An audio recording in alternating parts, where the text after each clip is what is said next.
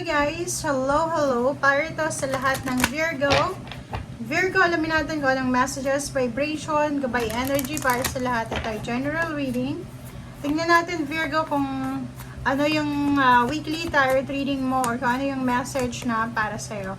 Okay, knowledge. Virgo, seek knowledge. Kailangan mo pa ba ng knowledge? Okay. Virgo, tingnan natin. Second deck tayo, Virgo. Okay, Virgo. Summer solstice, radiance. Okay, Virgo. Kung makikita mo dito, connected ng knowledge yung color orange dito na the sun. Okay, summer. So, nasaan ka bang bansa? Okay? Depende kung nasaan kang lokasyon. Dito sinasabi na kailangan mo sa ngayong February, 10, starting February 10, 11, 12, 13, 14, 15, 16, 17, sinasabi sa'yo dito na kailangan mong mag-research kung ano yung pwede mong magawa sa summer. Okay, kung nasa Pilipinas ka, summer vacation, is March, April ba? March, April, parang gano'n. So, 1 month.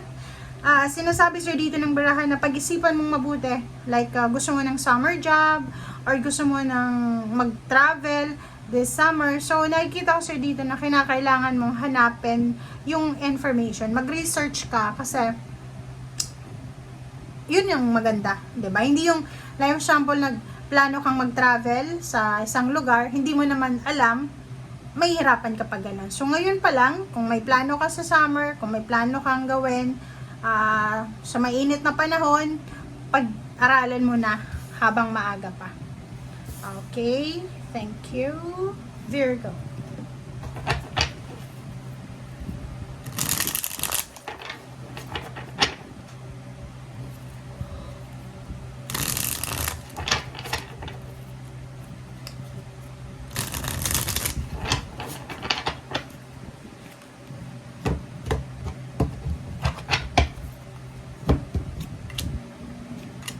Okay, wow.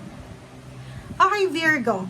Kung makikita mo to, it's either progress, it's either travel, it's either relocation, movement, or pwedeng pangingibang bansa to, or kung ano man to na plano mong travel. But make sure, kasi nakikita ko yung chariot na to, it's a positive omen to eh. Positive omen, positive signal, positive sign. Sinasabi na kung ano man na plano mo, Virgo, na pagta-travel, paglilipat ng bahay, location, career, or kung ano man to na gusto mong i-transform sa buhay mo, transition, pagbabago, talagang makukuha mo yung progress dito. Parang sinasabi na tama yung direksyon na gusto mong puntahan. But the problem is, meron ditong 7 of Swords. Yung 7 of Swords nito is either Gemini, it's either air signs, Gemini, Libra, Aquarius. Or pwedeng masasabi natin na Aries, Leo, Sagittarius.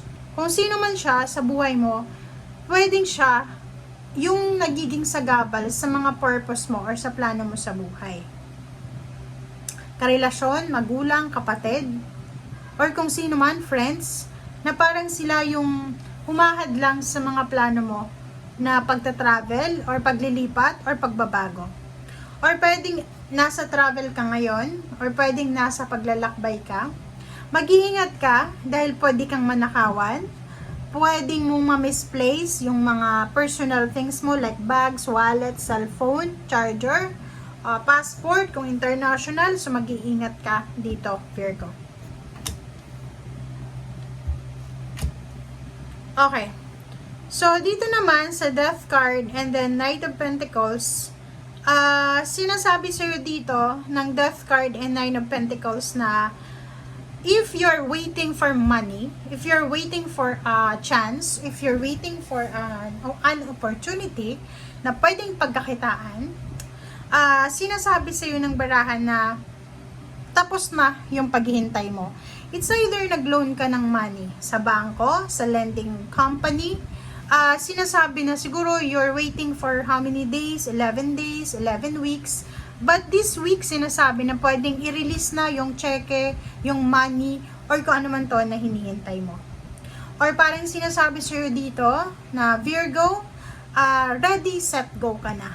'Diba? Sinasabi dito, kung iisip ka kung kailan ka mag-a-apply ng trabaho, this week is visible na sinasabi na swerte ka sa linggong ito. If lalakasan mo yung loob mo, pwede kang makakuha ng trabaho. If mag-a-apply ka, magpapas ka ng mga resume or anything na information about you sa company or sa kung saan man na HR, pwedeng tawagan ka maybe after 11 hours from now or kung kailan man sa ngayon. Basta 11 siya. Or 11 o'clock. Okay, wow.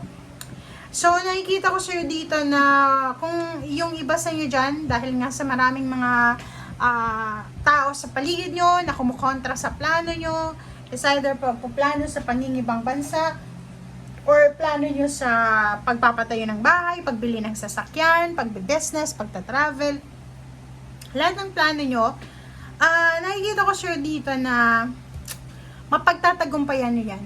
Okay? So, ibig sabihin yan, kung ano man to na, or sino man itong taong ito, and in the end, parang by the end of February or March, papayag din siya sa kung ano yung gusto mo. Okay? And nakikita ko sure dito, wag mong i-give up yung plano mo, yung goals mo sa buhay, wag mong i-give up. Kasi, once nag-give up mo siya, hindi mo na siya pwedeng balikan. But, pag andyan pa rin siya, kahit halimbawa, isa kang teacher, hindi ka makakuha ng trabaho sa pagiging teacher sa DepEd. DepEd talaga.